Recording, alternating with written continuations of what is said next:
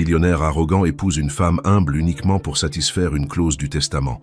Mais lorsqu'il l'entend chanter pour sa mère malade, son cœur, froid et calculateur, commence à trembler pour la première fois.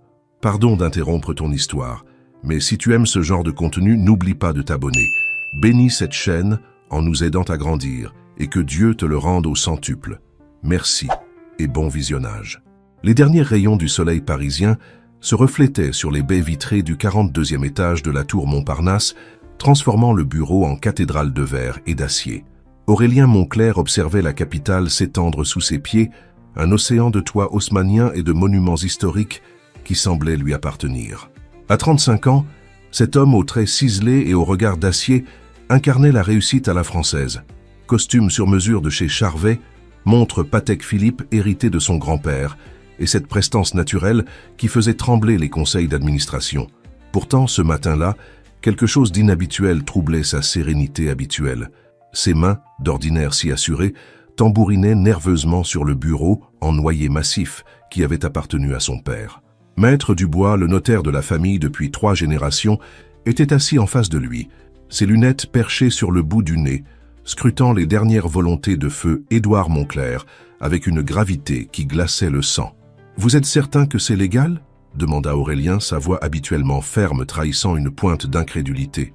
Maître Dubois ajusta ses lunettes et hocha la tête solennellement. « Parfaitement légal, monsieur Moncler.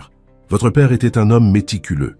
Chaque clause a été rédigée avec un soin extrême. » Céline Moreau, l'assistante personnelle d'Aurélien depuis 8 ans, se tenait discrètement près de la porte, son carnet à la main. Cette femme de 42 ans, efficace et dévouée, avait appris à déchiffrer les humeurs de son patron comme un météorologue lit les nuages. Et aujourd'hui, l'orage grondait. « Reprenez depuis le début, » ordonna Aurélien, se levant pour faire les 100 pas devant la fenêtre. « Je veux être sûr de bien comprendre cette condition. » Le notaire s'éclaircit la gorge et reprit la lecture du testament. « Moi, Édouard Moncler, étant saint de corps et d'esprit, lègue à mon fils unique Aurélien la totalité de mes biens, y compris la présidence du groupe Moncler Industries, à condition expresse qu'il soit marié et puisse démontrer une stabilité familiale au moment de prendre ses fonctions de PDG. Cette condition devra être remplie dans un délai maximum de 6 mois à compter de la lecture de ce testament. » Un silence de plomb s'abattit sur le bureau. Dehors, les klaxons parisiens semblaient narguer Aurélien, lui rappelant que la vie continuait, indifférente à son dilemme personnel. « 6 mois, murmura-t-il, les poings serrés. Ce vieux renard savait parfaitement ce qu'il faisait. Céline osa braver le silence. « Monsieur, si je puis me permettre, votre père a peut-être voulu... »« Quoi ?» l'interrompit Aurélien, se retournant brusquement. « Me forcer à fonder une famille ? M'humilier en me faisant passer pour un homme incomplet aux yeux du conseil d'administration ?» La colère montait en lui comme une marée noire. Comment son père avait-il pu lui infliger une telle humiliation? Lui qui avait consacré sa vie à l'entreprise familiale, sacrifiant relations personnelles et bonheur personnel sur l'autel du succès.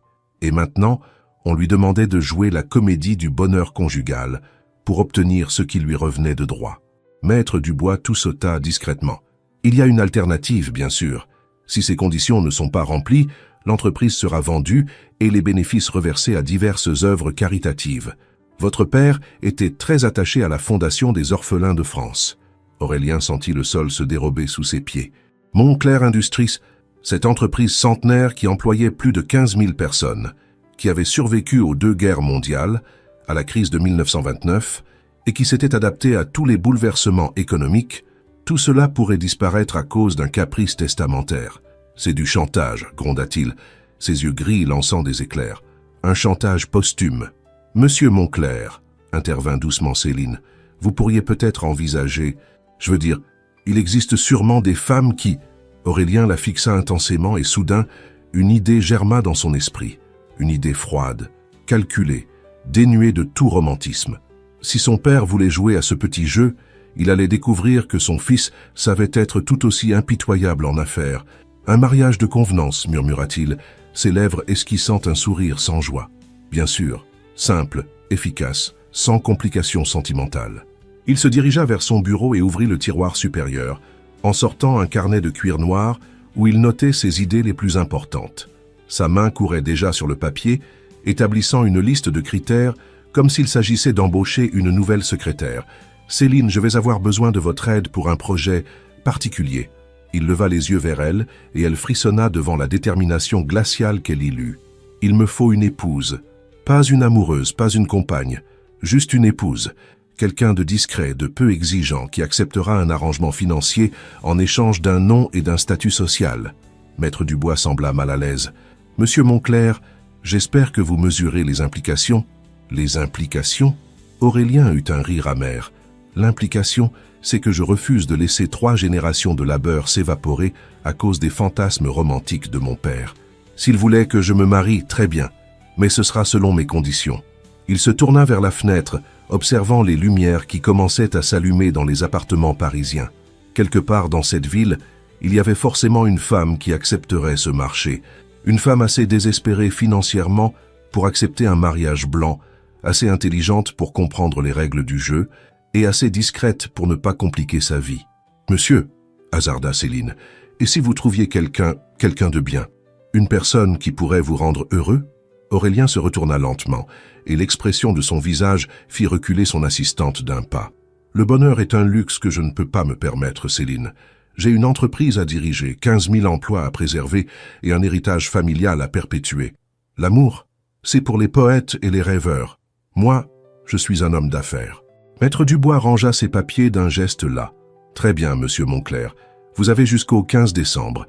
Je reviendrai alors pour constater si les conditions testamentaires ont été remplies. » Après le départ du notaire, Aurélien resta seul avec Céline dans le bureau qui sentait encore le parfum discret de son père. L'obscurité envahissait peu à peu la pièce et les lumières de Paris scintillaient comme des diamants sur un écrin de velours noir. « Par où commençons-nous » demanda Céline d'une voix hésitante. Aurélien s'installa dans le fauteuil de cuir qui avait été le trône de son père, et pour la première fois de sa vie, il se sentit vraiment seul. Nous commençons par trouver une femme assez intelligente pour accepter un contrat, et assez sage pour ne pas tomber amoureuse. Il marqua une pause, ses doigts tapotant le bureau. Quelqu'un qui comprenne que, dans la vie, tout est négociable, même le mariage. L'odeur de désinfectant et de linge propre flottait dans les couloirs immaculés de la résidence Sainte-Geneviève, l'une des maisons de repos les plus prestigieuses du 16e arrondissement parisien. Aurélien Monclerc avançait d'un pas décidé sur le carrelage brillant, ses chaussures italiennes résonnant dans le silence feutré qui caractérisait ces lieux où la vie semblait suspendue entre souvenirs et espoir. 3 semaines s'étaient écoulées depuis la lecture du testament, 3 semaines de recherches infructueuses. Céline avait organisé plusieurs rendez-vous avec des femmes issues de la haute société, toutes parfaitement éduquées, élégantes et totalement inadéquates, trop ambitieuses, trop curieuses, ou pire encore, trop romantiques. Aurélien avait besoin de quelqu'un de simple, de discret, de reconnaissant. C'est alors qu'il avait pensé à sa mère.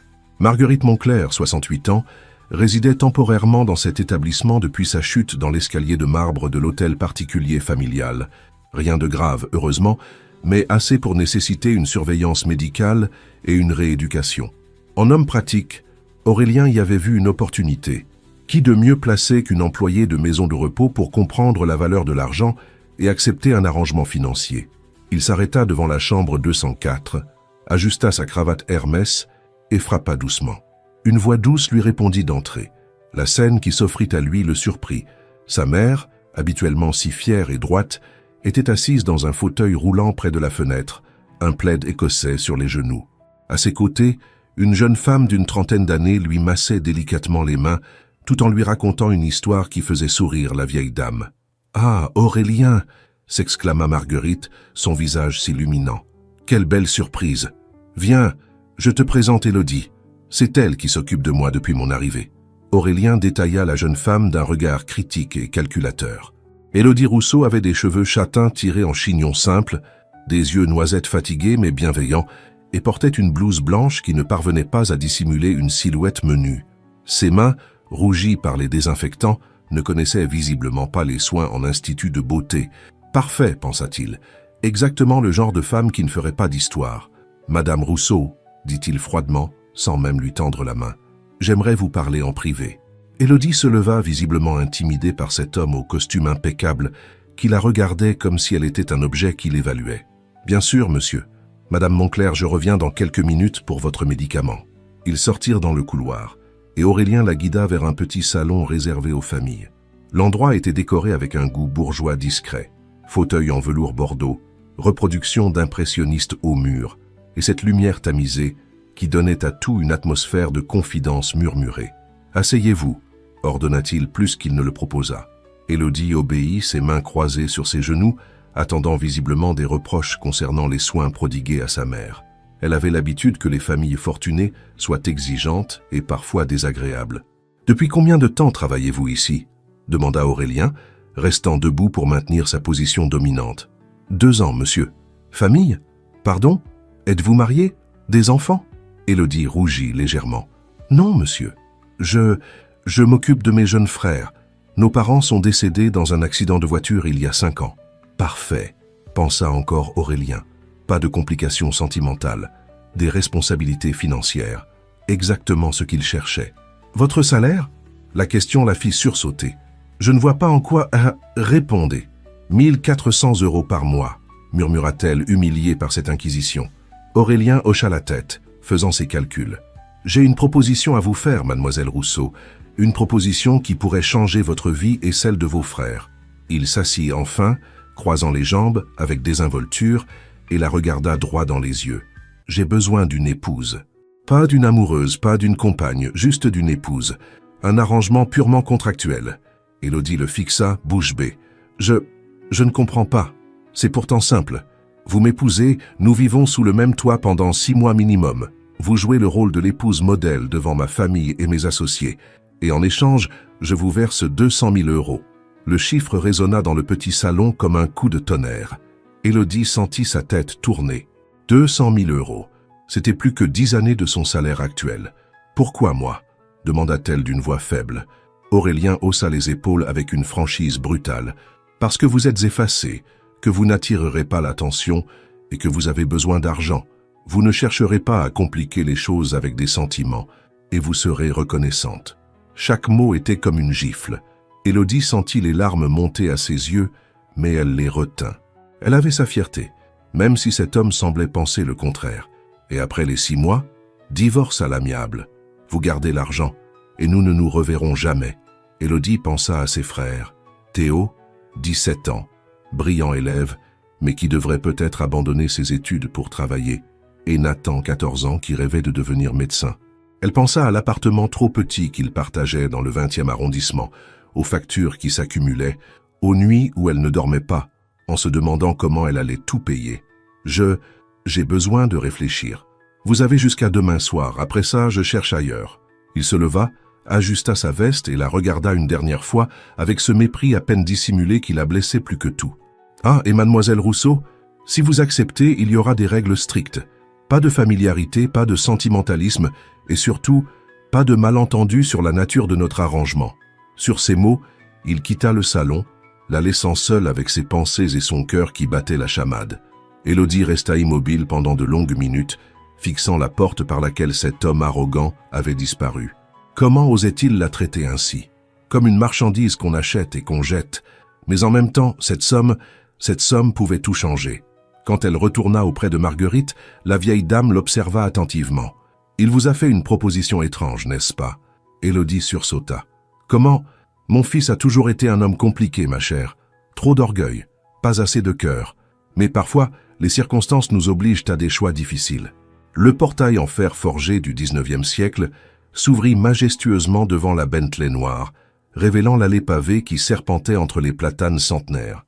L'hôtel particulier d'Aurélien Moncler se dressait au bout du chemin comme une déclaration d'opulence, façade haussmannienne de 3 étages, balcon ouvragé et jardin à la française qui s'étendait sur près de 2 hectares dans le très select 16e arrondissement. Élodie serra ses mains moites sur son sac à main bon marché, contemplant par la vitre cette demeure qui allait devenir sa prison dorée. 3 jours s'étaient écoulés depuis qu'elle avait accepté la proposition d'Aurélien. 3 jours à organiser la garde de ses frères chez leur tante et à inventer des mensonges sur ce nouveau travail d'accompagnatrice pour une famille fortunée. Le mariage civil avait eu lieu le matin même à la mairie du 16e, une cérémonie froide et expédiée en présence de Céline et du chauffeur comme témoin. Aurélien avait signé les papiers avec la même expression que s'il paraphait un contrat commercial, sans un regard pour sa nouvelle épouse. « Nous y voilà !» annonça-t-il froidement tandis que le chauffeur leur ouvrait la portière. Élodie descendit, intimidée par la splendeur des lieux. Les jardins étaient un chef-d'œuvre d'art taupière, buis taillés en spirale parfaite, fontaine de marbre blanc au centre d'un parterre de roses, pierre de Ronsard, et cette pelouse si verte qu'elle en paraissait irréelle. « Madame Moncler !» La voix sèche la fit sursauter. Une femme d'une 60aine d'années, vêtue d'un tailleur noir impeccable, s'avançait vers eux. Ses cheveux gris étaient tirés en chignon strict, et ses petits yeux perçants jaugeaient Élodie des pieds à la tête, avec une désapprobation manifeste. « Madame Beaumont, ma gouvernante », présenta Aurélien sans chaleur. « Elle dirige le personnel et s'occupe de l'intendance. »« Madame », murmura Élodie en esquissant un sourire nerveux.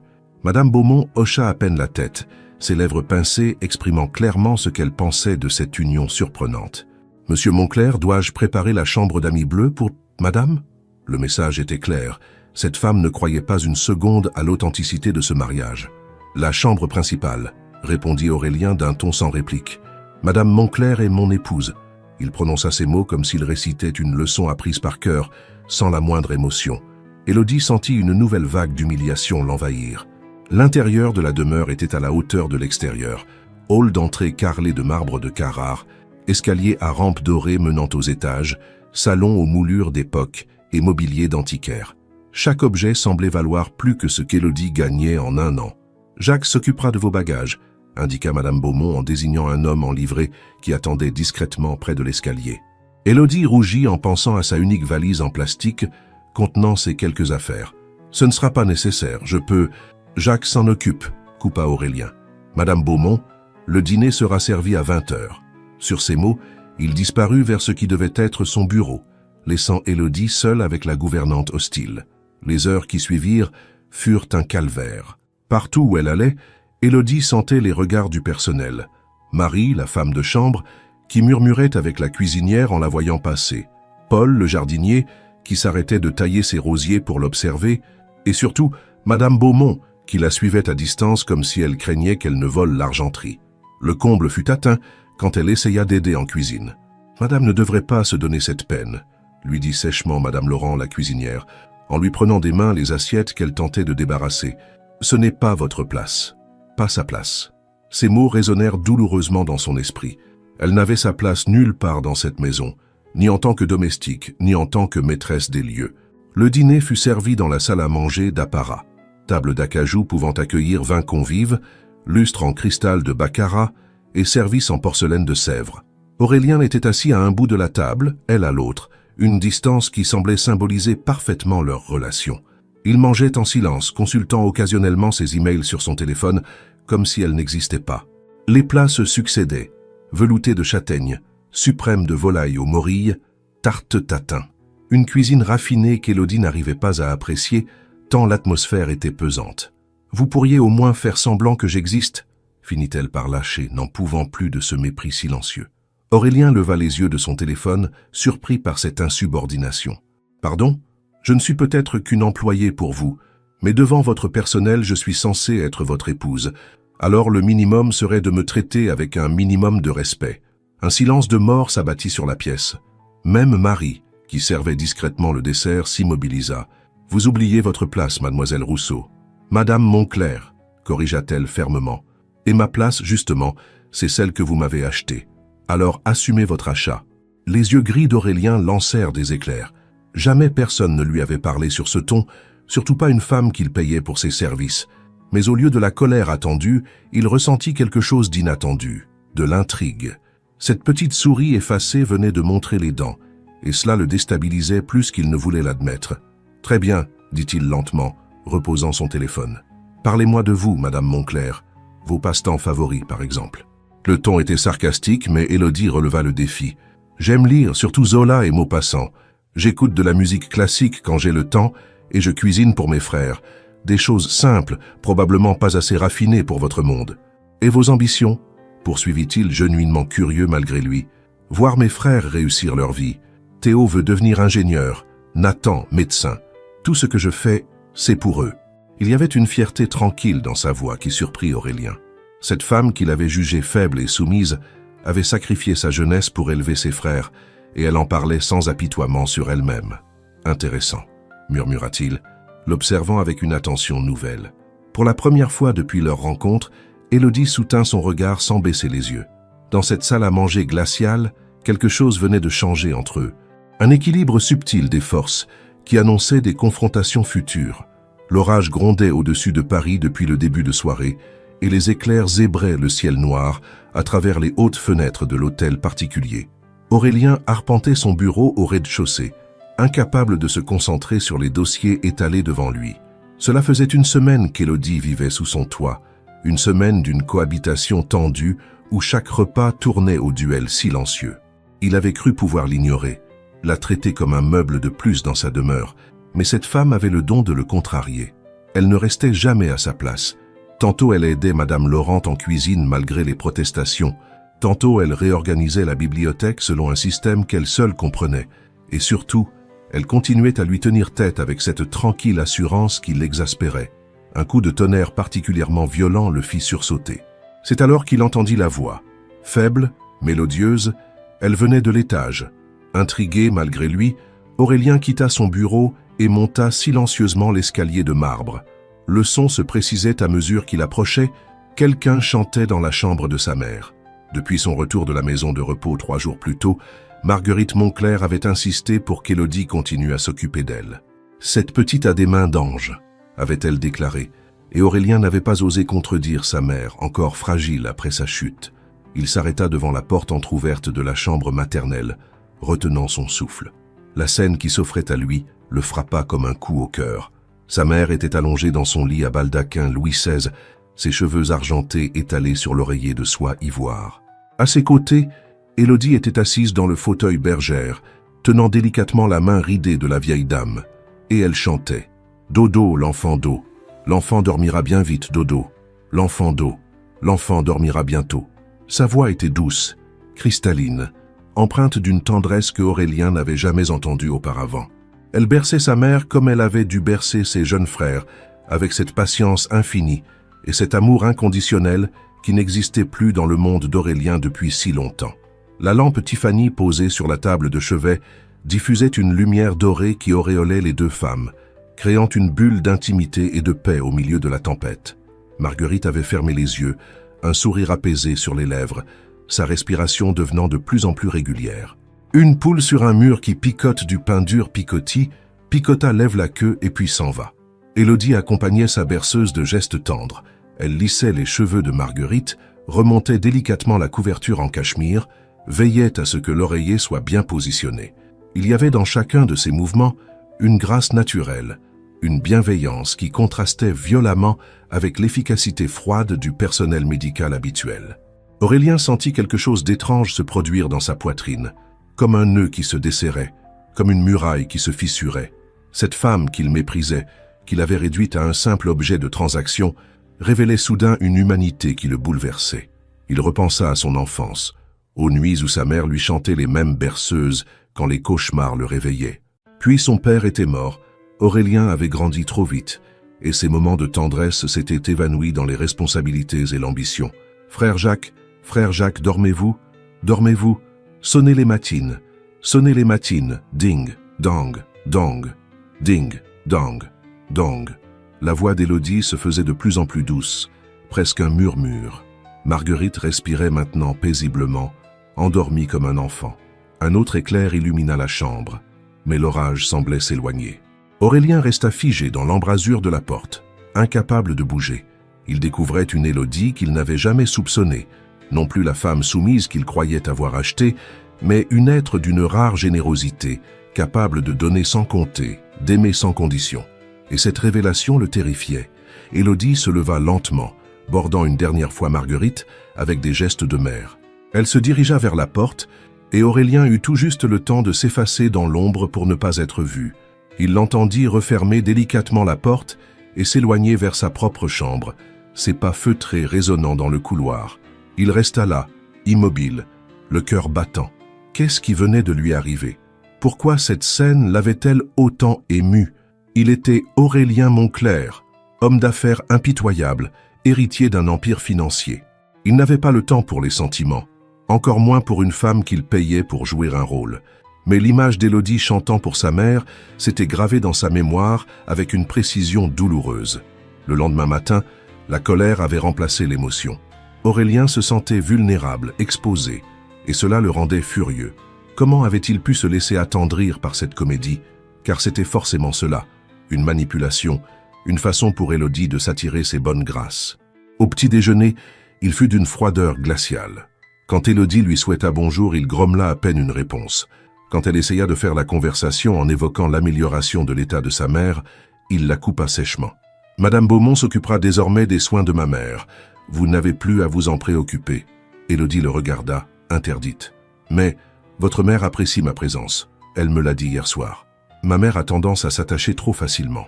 Je préfère éviter les complications. » Le coup porta. Élodie pâlit, comprenant parfaitement le sous-entendu.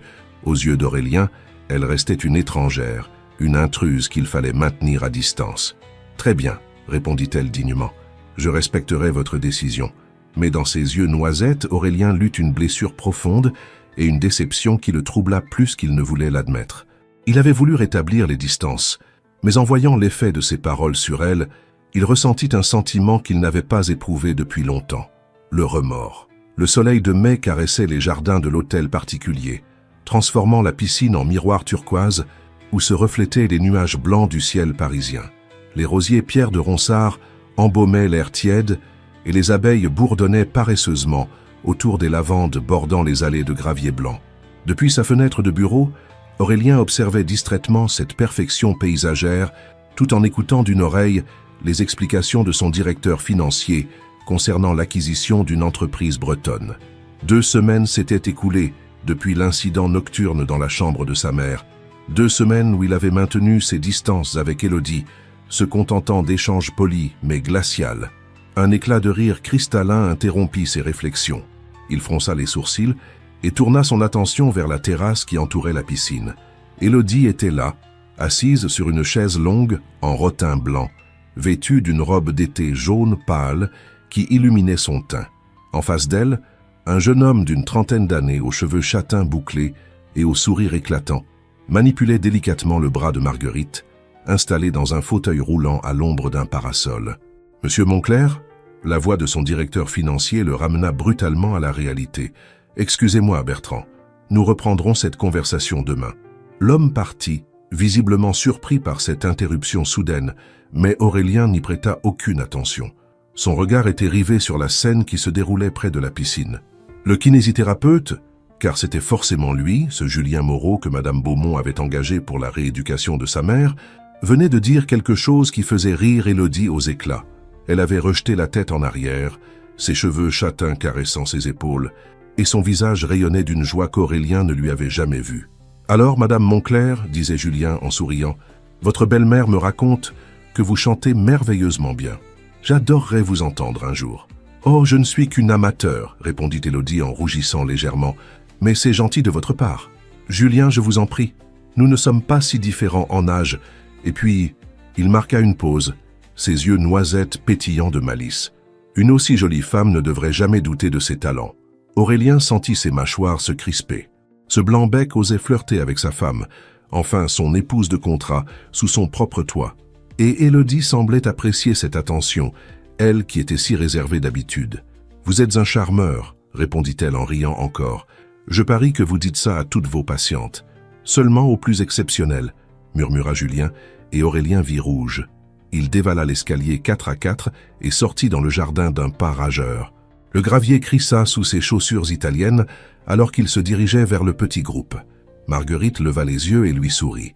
« Ah, Aurélien, viens donc rencontrer Julien. Il fait des merveilles avec ma vieille carcasse. »« Monsieur Moncler, dit le kinésithérapeute en se levant pour lui serrer la main, votre mère progresse remarquablement. Elle retrouvera toute sa mobilité d'ici quelques semaines. » Aurélien serra la main tendue avec plus de force que nécessaire, jaugeant cet homme qui osait charmer les femmes de sa maison. Julien était séduisant. Il devait le reconnaître. Grand, sportif, avec ce sourire candide qui devait faire fondre ses patientes. « Parfait, répondit-il sèchement. « Élodie, j'aimerais vous parler, maintenant. » Le ton était sans appel. Élodie le regarda, surprise par cette brusquerie, mais se leva docilement. « Bien sûr. Excusez-moi, Julien. À bientôt, j'espère. » répondit le kinésithérapeute avec un clin d'œil complice. Aurélien entraîna Élodie vers le fond du jardin, près du pavillon d'été où grimpait une glycine centenaire. Dès qu'ils furent hors de portée d'oreille, il explosa. Qu'est-ce que c'était que ce petit numéro? Pardon? Élodie le dévisagea, interloquée. Ce flirt éhonté avec ce kinésithérapeute, vous vous croyez où exactement? Je parlais simplement avec Julien pendant qu'il s'occupait de votre mère. Je ne vois pas où est le problème. Le problème. Aurélien se rapprocha d'elle, ses yeux gris lançant des éclairs. Le problème, c'est que vous êtes ma femme. Même si c'est un arrangement, vous portez mon nom. Et je ne tolérerai pas que vous vous comportiez comme quoi? L'interrompit-elle, la colère montant à son tour. Comme une femme normale qui peut avoir une conversation civilisée avec un homme, comme une femme qui drague le premier venu sous mon toit. La gifle partit toute seule. Élodie avait levé la main avant même de réaliser son geste, et sa paume rencontra la joue d'Aurélien avec un claquement sec qui résonna dans le silence du jardin. Ils se figèrent tous les deux, choqués par la violence soudaine de cette confrontation. Le souffle court, ils se regardaient à quelques centimètres l'un de l'autre, la tension électrique qui crépitait entre eux. « Vous n'avez pas le droit, » murmura Élodie, des larmes de rage perlant à ses yeux. « Vous me traitez comme un objet. Vous m'ignorez, vous m'humiliez devant votre personnel, et maintenant vous osez m'accuser de... » Sa voix se brisa. Aurélien vit une larme rouler sur sa joue, et quelque chose se déchira dans sa poitrine. Il leva instinctivement la main pour essuyer cette larme, et Élodie ne recula pas. Leurs visages étaient si proches qu'il pouvait sentir son parfum délicat, mélange de jasmin et de peau tiède. Ses yeux noisettes, mouillés de larmes, le fixaient avec un mélange de colère et de quelque chose d'autre, quelque chose qui ressemblait à du désir. « Élodie » murmura-t-il, sa voix rauque. Elle entr'ouvrit les lèvres, et il se pencha vers elle, attiré par une force qu'il ne comprenait pas. Leurs souffles se mêlaient, leurs cœurs battaient à l'unisson, et il n'y avait plus qu'1 centimètre entre leurs bouches quand « Monsieur Monclerc ?» La voix de Madame Beaumont les fit sursauter et reculer précipitamment. La gouvernante se tenait près du pavillon, l'air embarrassé mais déterminé. « Pardonnez-moi de vous déranger, mais vous avez un appel urgent de Tokyo. »« J'arrive », répondit Aurélien d'une voix étranglée, sans quitter Élodie des yeux. Celle-ci avait repris contenance et le regardait maintenant avec une expression indéchiffrable. « Allez-y, vos affaires vous attendent. » Il hésita une seconde, puis tourna les talons et suivit Madame Beaumont vers la maison, laissant Élodie seule près de la glycine en fleurs. Le crépuscule parisien embrasait le ciel de nuances cuivrées et roses, transformant les jardins de l'hôtel particulier en tableaux impressionnistes. Depuis les fenêtres du salon, on entendait le ronronnement distant de la circulation sur l'avenue Foch, ce bruit familier qui berçait les soirées du 16e arrondissement. 3 jours s'étaient écoulés depuis l'incident près du pavillon, 3 jours de silence pesant entre Aurélien et Élodie. Ils se croisaient au repas, échangeaient des politesses glacées, mais évitaient soigneusement de se retrouver seuls. L'air même semblait chargé d'électricité quand ils se trouvaient dans la même pièce. Aurélien tentait de se concentrer sur ses dossiers dans son bureau quand la sonnerie stridente de son téléphone portable le fit sursauter. Mais ce n'était pas pour lui. Depuis le salon attenant, il entendit Élodie décrocher son propre téléphone. « Allô? Théo ?» La voix était tendue, inquiète. Aurélien ne put s'empêcher de tendre l'oreille, malgré lui curieux de cette conversation qui semblait l'émouvoir. « Quoi? Comment ça, renvoyer? Mais pourquoi ?» Un silence, puis « Non, ce n'est pas possible. Il avait promis de garder son travail jusqu'à la fin de l'année scolaire. » Aurélien posa son stylo Montblanc, préoccupé par l'angoisse croissante qu'il percevait dans la voix d'Élodie. « Et Nathan? Comment il l'a pris? Oh non, pauvre petit. Écoute, Théo, ne panique pas. Je vais trouver une solution. Je vous rappelle demain matin, d'accord? Dis à Nathan que je l'aime très fort. » La communication se coupa, et Aurélien entendit un sanglot étouffé. Puis plus rien. 10 minutes passèrent. L'inquiétude d'Aurélien grandissait sans qu'il comprenne pourquoi. Cette femme n'était rien pour lui, juste un arrangement temporaire. Alors pourquoi sa détresse le troublait-elle autant?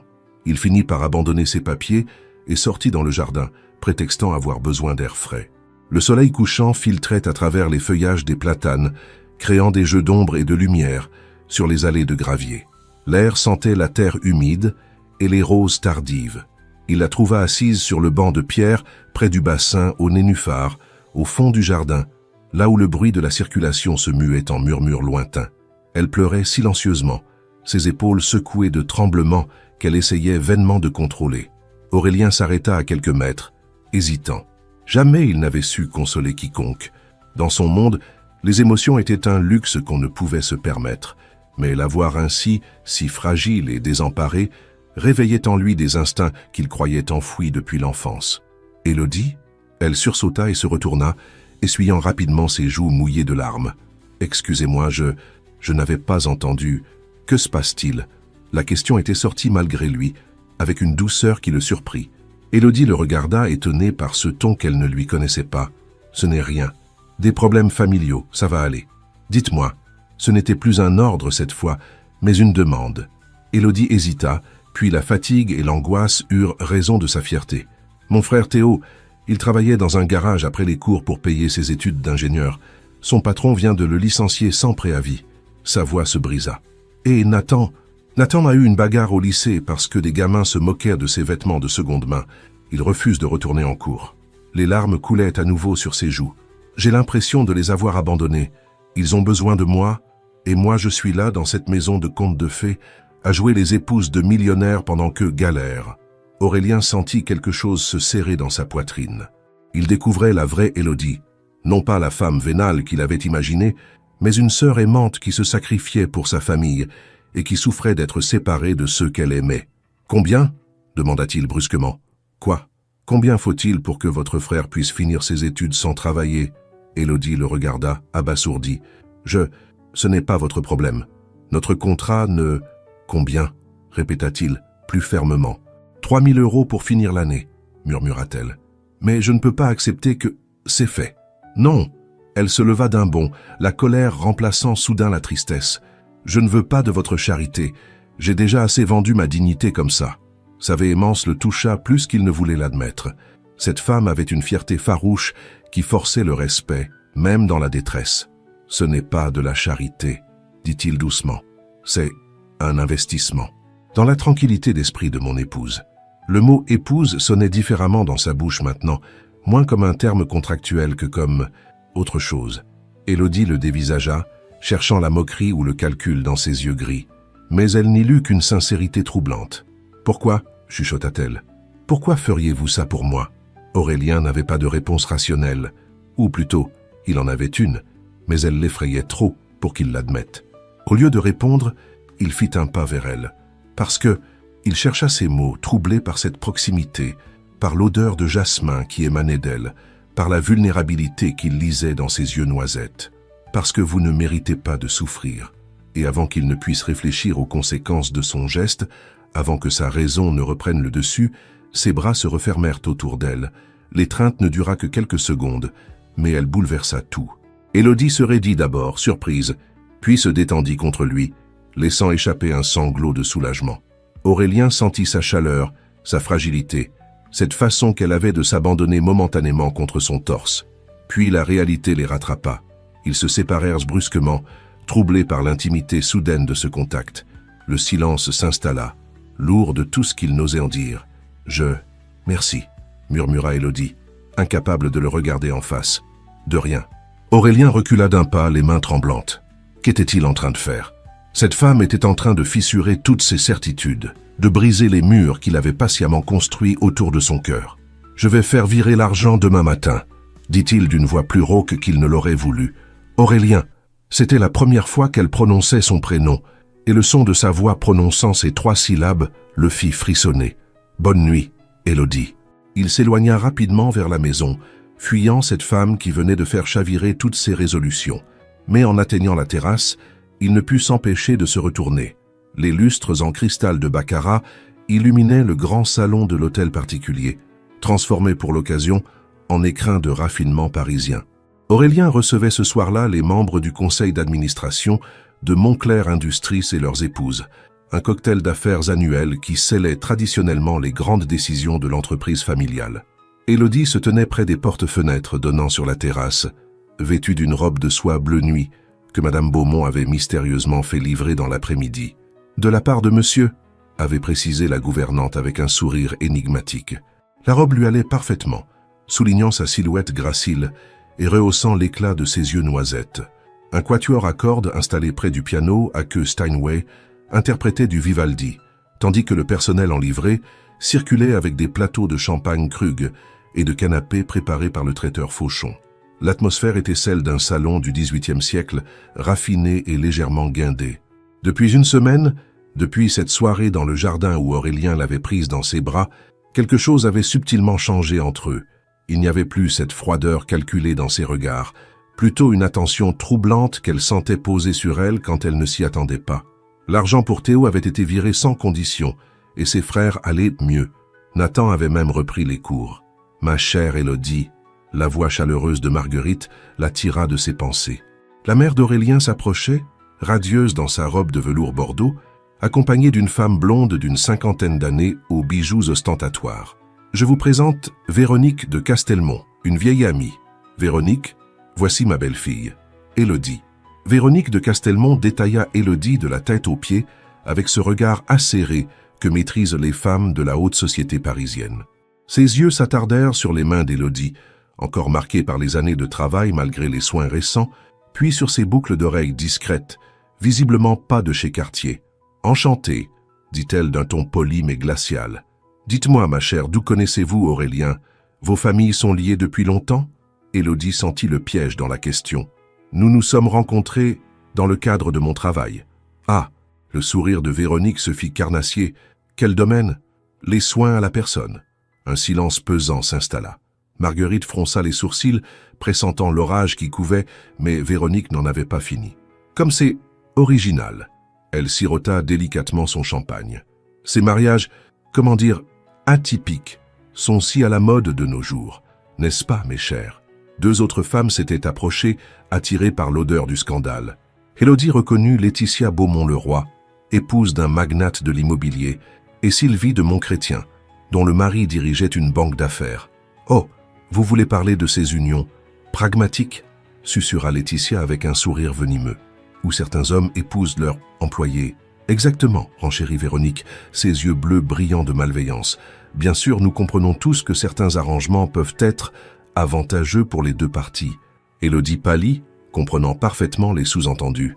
Ces femmes l'accusaient ouvertement d'être une aventurière, une femme vénale qui avait séduit Aurélien pour son argent. « Je ne vois pas ce que vous voulez dire, » répondit-elle dignement, bien que sa voix tremblât légèrement. « Allons, ma petite, » dit Véronique d'un ton mielleux. « Nous sommes entre femmes, personne ne vous juge. Après tout, chacun utilise ses atouts comme il peut. Certaines ont la naissance, d'autres ont autre chose. » Le coup porta. Élodie sentit les larmes monter à ses yeux, mais elle se refusa à donner à ses harpies la satisfaction de l'avoir craqué. « Véronique !» La voix d'Aurélien claqua comme un fouet dans le brouhaha feutré de la réception. Il venait d'apparaître derrière le petit groupe et son visage était livide de colère. Élodie n'avait jamais vu cette expression sur ses traits habituellement maîtrisés. « Aurélien !» gazouilla Véronique, soudain moins assurée. « Nous parlions de votre charmante épouse. J'ai entendu. » Sa voix était d'un calme glacial, mais ses yeux gris lançaient des éclairs. Et je me demandais si vous aviez perdu la raison ou simplement les bonnes manières. Un silence de mort s'abattit sur le petit groupe.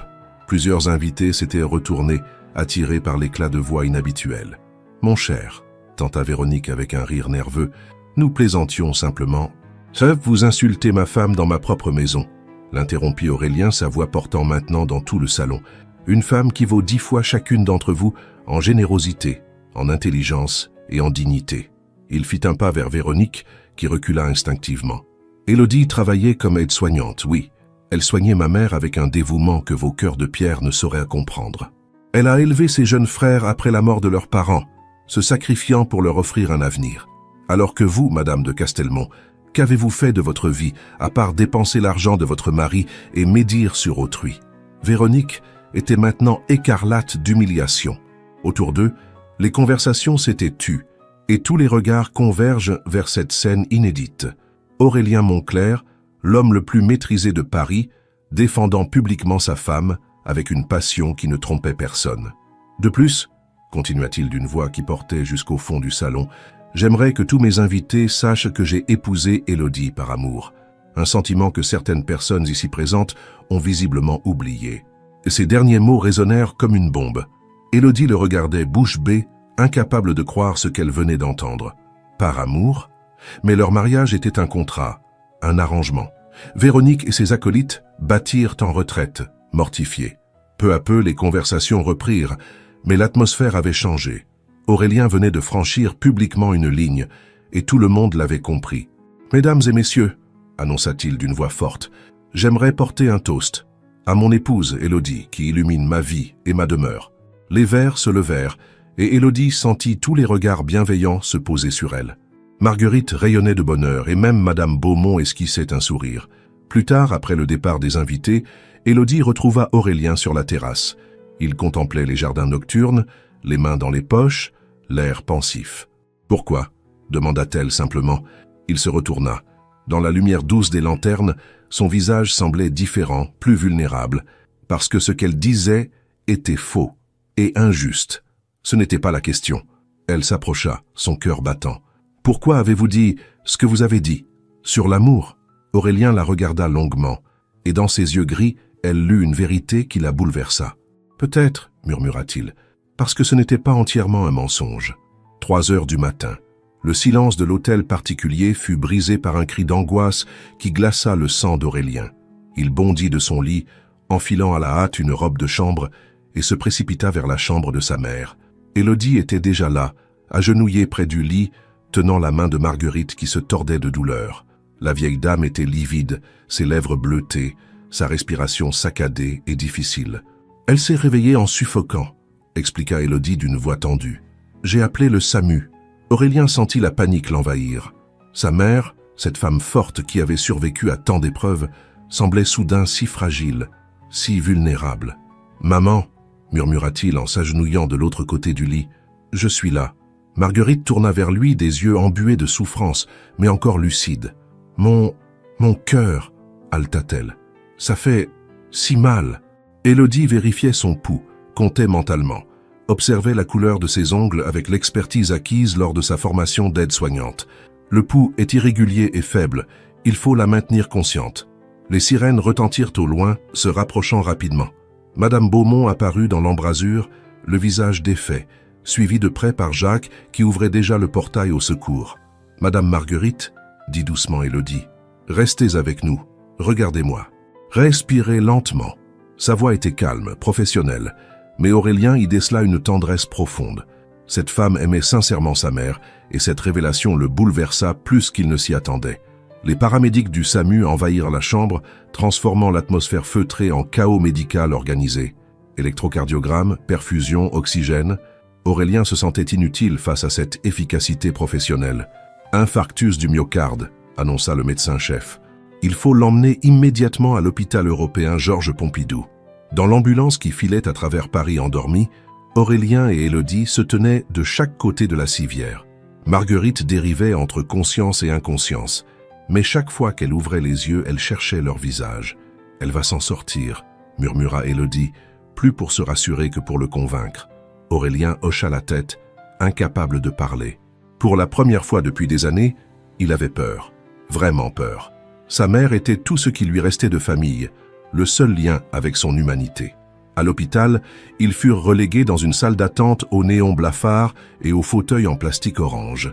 L'odeur de désinfectant et le va-et-vient constant du personnel soignant créaient une atmosphère d'anxiété permanente. Élodie avait insisté pour rester, malgré les protestations d'Aurélien. « Elle a besoin de nous deux », avait-elle dit simplement. Les heures s'égrenèrent lentement. Aurélien faisait les 100 pas, passait des coups de fil pour annuler ses rendez-vous, tentait de maintenir une façade de contrôle. Mais Élodie voyait bien que derrière cette apparence, il était rongé d'inquiétude. « Asseyez-vous », dit-elle doucement. « Vous n'y pouvez rien. » Il obéit, s'effondrant dans le fauteuil à côté d'elle. « Je n'ai jamais su lui dire que je l'aimais, » avoua-t-il soudain, la voix brisée. « Après la mort de papa, j'ai voulu être fort, être l'homme de la famille. Mais j'ai oublié d'être son fils. » Élodie tourna vers lui un regard empli de compassion. Elle le sait. Les mères savent toujours. Comment pouvez-vous en être si sûr? Parce qu'elle parle de vous avec une fierté immense, même quand vous êtes difficile. Un petit sourire triste éclaira son visage. Elle m'a raconté comme vous étiez quand vous étiez petit. Curieux, généreux, toujours prêt à défendre les plus faibles.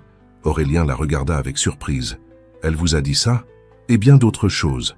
Elle pense que vous avez construit des murs pour vous protéger, mais qu'au fond vous êtes resté le même.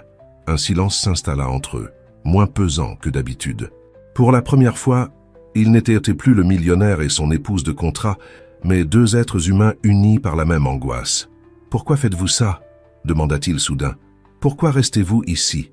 Notre arrangement ne vous y oblige pas. » Élodie hésita puis murmura « Parce que votre mère est devenue importante pour moi, et parce que… » Elle s'interrompit, rougissant. « Parce que vous aussi vous l'êtes devenu. » L'aveu flotta entre eux comme une bulle de savon fragile. Aurélien sentit son cœur s'accélérer.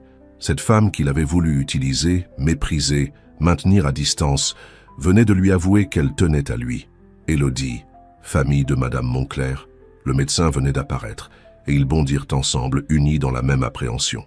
L'opération s'est bien passée. Nous avons posé 2 stents. Elle est tirée d'affaire, mais il faudra du temps pour la récupération. Le soulagement les submergea comme une vague. Aurélien chancela, et instinctivement Élodie le rattrapa, glissant son bras sous le sien. Vous pouvez la voir, mais elle dort encore. Dans la chambre d'hôpital, Marguerite reposait paisiblement, reliée à divers moniteurs qui bipaient régulièrement. Elle semblait si petite dans ce lit blanc, si vulnérable. Aurélien prit sa main avec une tendresse qu'Élodie ne lui connaissait pas. « Je suis là, maman. On est là tous les deux. » Le soleil de l'après-midi filtrait à travers les stores vénitiens de la chambre d'hôpital, dessinant des raies dorées sur le sol carrelé. Marguerite dormait paisiblement depuis 2 heures, sa respiration régulière rassurante après la terreur de la nuit précédente. Les moniteurs émettaient leur bip régulier, confirmant que le pire était passé. Aurélien et Élodie n'avaient pas quitté l'hôpital. Ils avaient repris leur tour de garde, se relayant au chevet de Marguerite, mais aucun des deux n'avait vraiment dormi. L'épuisement se lisait sur leurs traits tirés, mais quelque chose d'autre transparaissait dans leur regard. Une intimité nouvelle, née de l'épreuve partagée.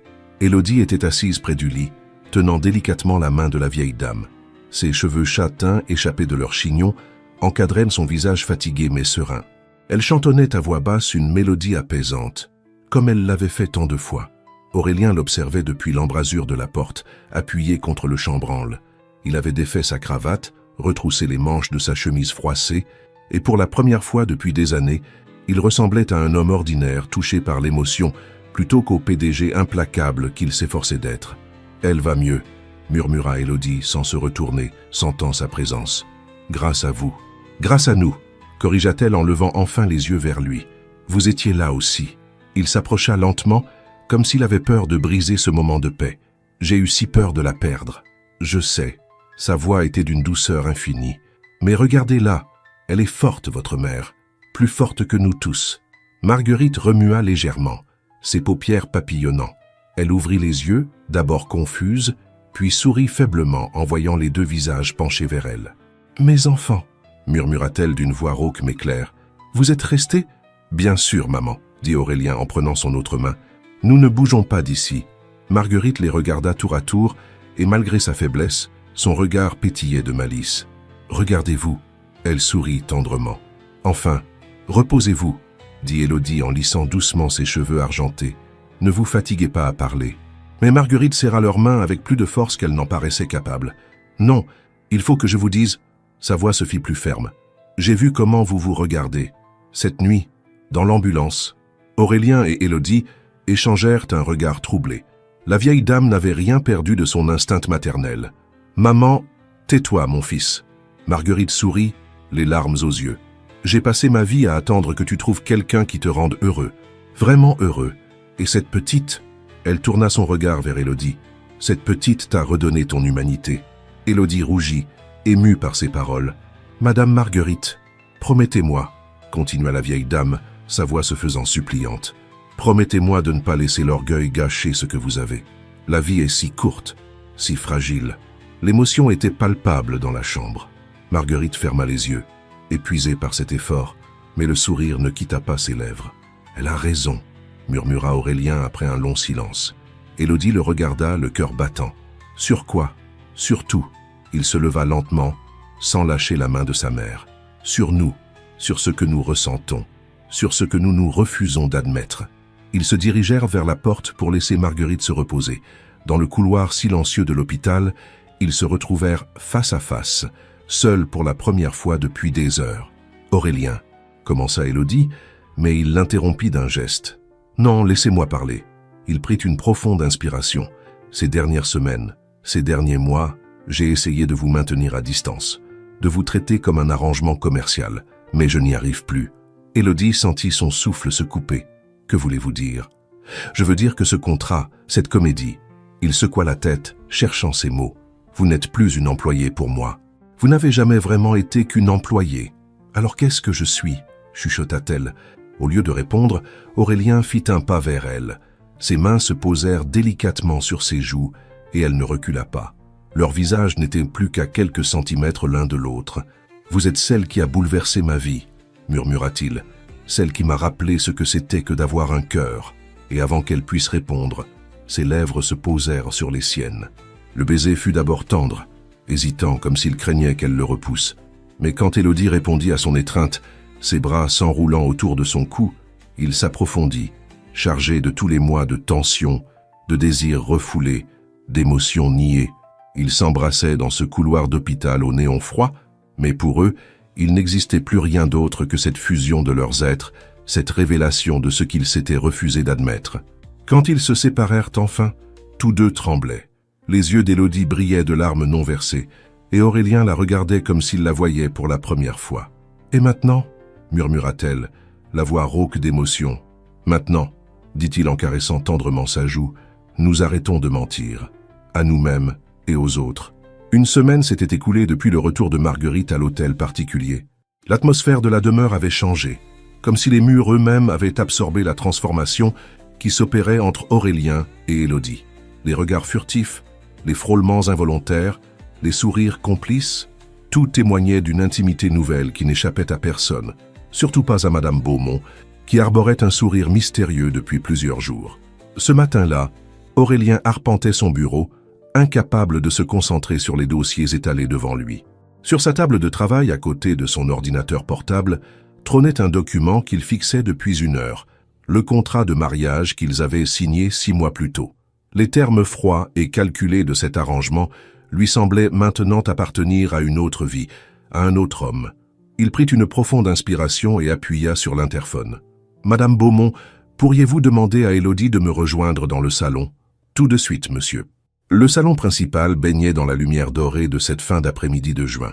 Les portes-fenêtres étaient ouvertes sur les jardins où les roses s'épanouissaient dans leur splendeur estivale. Aurélien avait choisi cette pièce plutôt que son bureau, voulant que cette conversation ait lieu dans un cadre moins formel, plus intime. Élodie entra, vêtue d'une robe de lin blanc qui la faisait ressembler à une apparition estivale. Ses cheveux châtains dansaient librement sur ses épaules, et ses yeux noisettes brillaient de cette sérénité qu'elle avait acquise depuis leur baiser à l'hôpital. « Vous vouliez me voir ?» demanda-t-elle avec ce sourire doux qui faisait maintenant battre le cœur d'Aurélien chaque fois qu'il le voyait. « Asseyez-vous, s'il vous plaît. » Il désigna le canapé Louis XV près de la cheminée de marbre. « Nous devons parler. » Un voile d'inquiétude passa sur le visage d'Élodie, mais elle obéit, lissant sa robe d'un geste gracieux. Aurélien resta debout, le contrat à la main, cherchant les mots justes pour exprimer ce qu'il ressentait. Élodie, il y a 6 mois, j'ai fait quelque chose de répréhensible. Il leva la main pour l'empêcher de l'interrompre. J'ai profité de votre situation difficile pour vous proposer un arrangement qui ne vous honorait pas. Je vous ai traité comme un objet, comme une solution pratique à mon problème. Aurélien, non, laissez-moi finir. Il s'approcha, s'agenouillant devant elle pour être à sa hauteur. Ce contrat, il brandit le document. Ce morceau de papier ne représente plus rien. Pire, il souille ce que nous avons découvert ensemble. D'un geste résolu, il déchira le contrat en 2, puis en 4, les morceaux voletant jusqu'au sol comme des confettis d'une fête étrange. Élodie le regardait, les yeux écarquillés, le cœur battant. « Qu'est-ce que vous faites ?»« Je libère celle que j'aime de chaînes qu'elle n'aurait jamais dû porter. » Les mots sortirent naturellement, sans effort, comme s'il n'attendait que ce moment pour être prononcé. « Je vous aime, Élodie. Pas comme un homme qui a acheté une épouse, mais comme un homme qui a découvert que son cœur pouvait encore battre. » Les larmes montèrent aux yeux d'Élodie. « Vous m'aimez ?» De tout mon être. Il prit ses mains dans les siennes, ses yeux gris plongés dans les siens. « Vous avez illuminé ma vie sombre, réchauffé mon cœur glacé, redonné un sens à mon existence. J'aime votre générosité, votre force tranquille, votre façon de voir le beau dans les petites choses. J'aime entendre votre rire, voir vos yeux briller quand vous parlez de vos frères, sentir votre présence qui apaise tout en moi. Aurélien. Sa voix n'était plus qu'un souffle. Je sais que je ne mérite pas votre amour. J'ai été cruel, arrogant, aveugle, mais si vous voulez bien me donner une chance, une vraie chance, je passerai le reste de ma vie à vous prouver que l'homme que vous avez fait naître en moi est digne de vous. Élodie se leva lentement, l'obligeant à faire de même. Ses joues étaient mouillées de larmes, mais son sourire illuminait tout son visage. « Vous croyez vraiment que je serais resté si je ne ressentais rien ?» murmura-t-elle. « Vous pensez que j'aurais supporté vos humeurs, vos colères, vos moments de froideur si mon cœur n'était pas déjà pris ?» Élodie, je vous aime aussi, Aurélien Monclerc. Les mots jaillirent comme une source longtemps contenue. Je vous aime depuis cette nuit où vous m'avez trouvé en larmes dans le jardin et où vous m'avez offert votre aide, sans rien demander en retour. Je vous aime pour l'homme que vous êtes vraiment, sous ce masque que vous portez face au monde. Il n'y eut plus de mots après cela. Aurélien la prit dans ses bras, et cette fois, il n'y avait plus de contrat entre eux, plus de barrières, plus de mensonges. Seulement deux êtres qui s'étaient trouvés et qui s'aimaient enfin librement. Leur étreinte fut interrompue par un discret applaudissement. Marguerite se tenait dans l'embrasure de la porte, soutenue par sa canne, rayonnante de bonheur. « Il était temps », dit-elle avec un sourire malicieux. Je commençais à croire que je devrais faire une autre crise cardiaque pour vous ouvrir les yeux. Aurélien et Élodie éclatèrent de rire, gardant leurs bras enlacés. Pour la première fois depuis longtemps, l'hôtel particulier résonnait de joie authentique. « Alors, dit Marguerite en s'approchant, quand est-ce que vous me donnez des petits-enfants » Et tandis que le soleil couchant dorait les jardins parisiens, Aurélien et Élodie comprirent que leur véritable histoire ne faisait que commencer. Une histoire d'amour vrai, sans contrat ni arrangement, juste deux cœurs qui avaient trouvé leur moitié. Le soleil de septembre caressait les jardins de l'hôtel particulier, transformant les feuilles naissantes des platanes en une symphonie de vers tendres. 5 années avaient passé depuis ce jour béni où Aurélien avait déchiré leur contrat de mariage, et la demeure familiale vibrait désormais d'une vie nouvelle, chaleureuse et authentique. Élodie se tenait sur la terrasse, berçant dans ses bras la petite Marguerite, âgée de 6 mois, qui gazouillait en regardant danser les feuilles dans la brise matinale.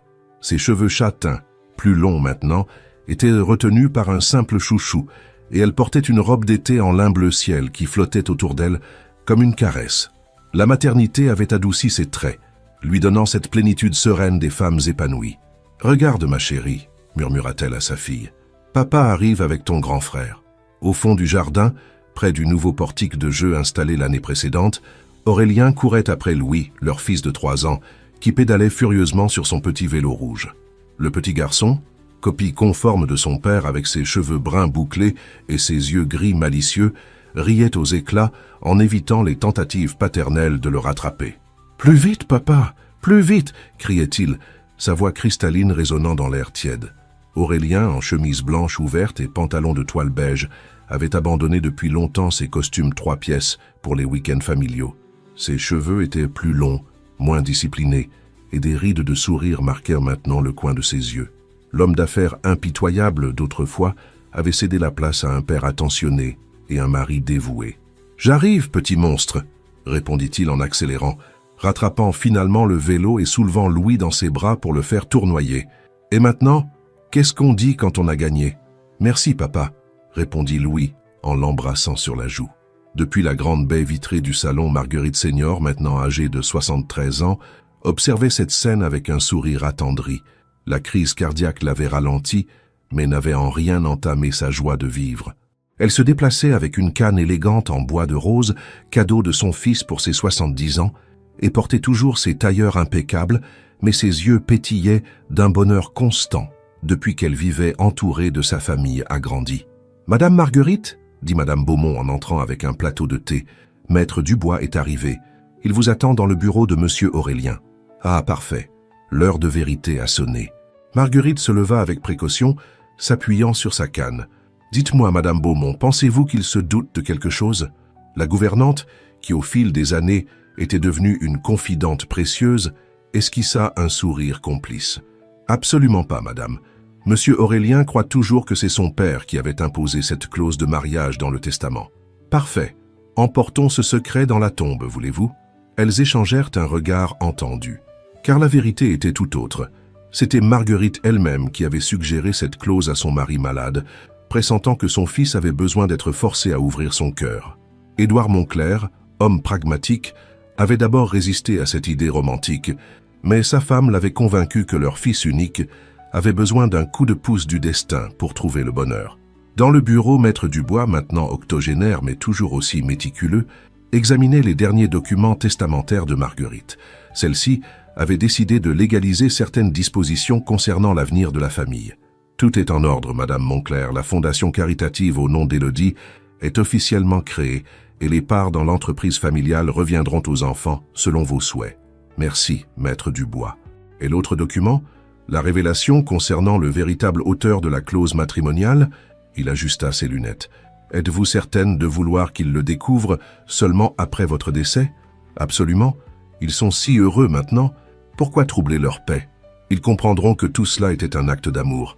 Sur la terrasse, Élodie berçait toujours la petite Marguerite quand Aurélien et Louis les rejoignirent, tous deux légèrement essoufflés et couverts de brins d'herbe. « Alors, mes aventuriers, dit-elle en souriant, vous avez exploré tout le jardin? »« Maman, maman !» Louis grimpa sur ses genoux, faisant attention à ne pas bousculer sa petite sœur. « Papa m'a dit qu'on va voir oncle Théo et oncle Nathan dimanche. »« C'est vrai, mon cœur. » Élodie caressa les cheveux de son fils. « Oncle Théo va nous montrer sa nouvelle maison. Et oncle Nathan a une surprise pour toi. » Théo, maintenant ingénieur diplômé et marié à une charmante institutrice, dirigeait sa propre entreprise de technologie verte. Nathan, lui, terminait ses études de médecine et était promis à un brillant avenir de chirurgien pédiatrique. Les deux frères d'Élodie avaient trouvé leur voie grâce au soutien inconditionnel de leur sœur et à la générosité discrète d'Aurélien, qui les considérait comme ses propres frères. « Et quelle surprise !» demanda Louis, les yeux brillants de curiosité. « Si on te le dit, ce ne sera plus une surprise », intervint Aurélien en s'asseyant à côté de sa femme et en passant un bras autour de ses épaules. « Patience, mon fils. » Élodie se blottit contre lui, respirant ce parfum d'eau de Cologne et de peau tiède qui était devenu son refuge quotidien. « Tu sais que je t'aime » murmura-t-elle. « Depuis 5 ans, tu me le répètes tous les jours » répondit-il en embrassant ses cheveux. « Et j'espère que tu continueras jusqu'à nos 100 ans. » Promis. Leur conversation fut interrompue par l'arrivée de Céline, l'ancienne assistante d'Aurélien, maintenant directrice générale adjointe de Moncler Industries. Cette femme efficace de 47 ans était devenue une amie précieuse du couple et la marraine de Louis. « Excusez-moi de vous déranger, » dit-elle en s'approchant. « Mais Aurélien, tu as un appel urgent de Tokyo. Et Élodie, la journaliste de Femme Actuelle, est arrivée pour l'interview sur la fondation. » Élodie soupira doucement. Depuis la création de sa fondation d'aide aux familles monoparentales, les médias s'intéressaient de plus en plus à son parcours. L'histoire de la jeune aide-soignante devenue milliardaire philanthrope fascinait le public, même si elle préférait rester discrète sur les détails de sa rencontre avec Aurélien. « Je la reçois dans le petit salon », décida Élodie. « Aurélien, tu peux t'occuper des enfants ?»« Bien sûr. » Il prit la petite Marguerite dans ses bras avec cette tendresse qui l'émouvait encore après toutes ces années. « Louis, que dirais-tu d'aller voir grand-maman? Elle a peut-être des bonbons cachés dans son secrétaire. »« Oui !» Le petit garçon sauta de joie et courut vers la maison. 1 heure plus tard, l'interview terminée, Élodie retrouva Aurélien dans son bureau où il finalisait ses appels internationaux. Les murs étaient maintenant ornés de photos de famille. Leur mariage religieux célébré 1 an après leur vraie réconciliation. Les premiers pas de Louis, la naissance de Marguerite, les vacances en Provence dans la maison secondaire qu'ils avaient achetée. « Comment s'est passée l'interview » demanda-t-il en raccrochant. « Bien, elle voulait surtout parler de la fondation et de nos projets d'expansion en province. » Élodie s'installa sur l'accoudoir de son fauteuil. « Et tes affaires japonaises ?»« Réglées, le contrat est signé. » Il la fit asseoir sur ses genoux. « Tu sais quoi? J'ai une idée folle. Dis-moi, et si on prenait des vacances, de vraies vacances, juste nous 4, sans téléphone, sans ordinateur, sans obligation. Où ça? En Toscane. J'ai repéré une villa magnifique près de Sienne. Piscine, olivier, vignoble, le paradis pour les enfants et pour nous. » Élodie sourit, caressant sa joue légèrement rugueuse. « Tu sais que tu deviens de plus en plus romantique avec l'âge. C'est ta faute. Tu m'as appris que la vie ne se résume pas au travail. » Il la serra contre lui. « Alors, cette escapade toscane, j'adore cette idée. Mais il faut qu'on emmène ta mère. Elle rêve de revoir l'Italie. Évidemment, comment ai-je pu envisager de partir sans elle? » Le soir venu, toute la famille était réunie dans le grand salon pour le dîner dominical traditionnel. Marguerite senior, rayonnante dans sa robe de soie prune, présidait la table avec cette élégance naturelle qui la caractérisait. Louis, installé sur un rehausseur entre ses parents, racontait avec animation sa journée au jardin, tandis que la petite Marguerite dormait paisiblement dans son couffin à côté de sa mère. « Vous savez, » dit Marguerite senior en levant son verre de Bordeaux, « je voudrais porter un toast. »« À quoi, grand-maman » demanda Louis, toujours curieux. « À l'amour, mon chéri. Au vrai amour qui sait attendre, qui sait grandir et qui transforme tout sur son passage. » Elle regarda tour à tour Aurélien et Élodie, ses yeux brillants d'émotion. « Vous avez créé quelque chose de magnifique ensemble. Une famille unie, des enfants heureux, un amour qui inspire tous ceux qui vous entourent. Maman. » Aurélien était visiblement ému. « Laisse-moi finir. » Elle sourit tendrement. « Ton père serait si fier de l'homme que tu es devenu. Et toi, ma chère Élodie, tu as été la bénédiction que notre famille attendait sans le savoir. » Élodie sentit les larmes monter à ses yeux. Après toutes ces années, elle était encore émue par l'amour inconditionnel que lui portait sa belle-mère. « Alors voici mon toast », continua Marguerite en levant son verre plus haut, à Aurélien et Élodie, à Louis et Marguerite, à l'amour qui unit cette famille et qui continuera de la guider pour les générations à venir. « À nous, répétèrent-ils en chœur, leurs verres s'entrechoquant dans un tintement cristallin. Plus tard, quand les enfants furent couchés et Marguerite retirée dans ses appartements, Aurélien et Élodie se retrouvèrent sur la terrasse, sous les étoiles. La nuit parisienne était douce, parfumée par les dernières roses de l'été, et seul le murmure lointain de la circulation troublait le silence. « Tu as des regrets ?» demanda soudain Élodie, blottie dans les bras de son mari. « Des regrets? Sur quoi? Sur cette vie, sur nous, sur le chemin que nous avons pris. » Aurélien réfléchit un moment, caressant distraitement ses cheveux. « Tu veux que je te dise la vérité? Toujours. Mon seul regret, c'est d'avoir été si aveugle au début, d'avoir failli passer à côté du plus beau cadeau que la vie pouvait m'offrir. » Il la serra plus fort contre lui. « Mais en même temps, je me dis que nous avons eu le parcours qu'il nous fallait. Nos épreuves, nos malentendus, nos réconciliations, tout cela nous a menés exactement où nous devions être. Ici, maintenant, avec nos enfants, ta mère, notre famille unie. Exactement. » Il la fit se tourner vers lui. « Et toi? Des regrets ?» Élodie sourit, ce sourire lumineux qui n'avait jamais cessé de faire battre le cœur d'Aurélien. « Aucun. Même pas d'avoir épousé un homme arrogant et difficile au caractère épouvantable. »« Hé !» protesta-t-il en riant. « Je me suis beaucoup amélioré. C'est vrai. » Elle l'embrassa tendrement. « Tu es devenu l'homme le plus merveilleux du monde. Mon homme, le père de mes enfants, mon compagnon de vie. Pour toujours, et au-delà. » Ils restèrent enlacés sous les étoiles, écoutant le souffle de leur bonheur tranquille. Dans quelques heures, un nouveau jour commencerait, avec ses joies et ses défis, ses rires d'enfants et ses moments de tendresse partagés. Leur histoire, qui avait commencé par un contrat froid et calculé, s'était muée en un amour profond et authentique qui illuminait chaque instant de leur existence. Et dans le secret de son appartement, Marguerite senior souriait en observant le ciel étoilé par sa fenêtre. Son plan, ourdi 5 ans plus tôt avec la complicité posthume de son mari, avait parfaitement fonctionné. Aurélien et Élodie étaient heureux. Leurs enfants grandissaient dans l'amour, et la famille Moncler avait retrouvé cette chaleur humaine qui lui manquait depuis si longtemps. « Merci, Édouard », murmura-t-elle à l'intention de son défunt époux. « Notre fils a enfin trouvé sa voie. » Et sur cette pensée apaisée, elle s'endormit, bercée par les échos lointains du bonheur de ceux qu'elle aimait le plus au monde.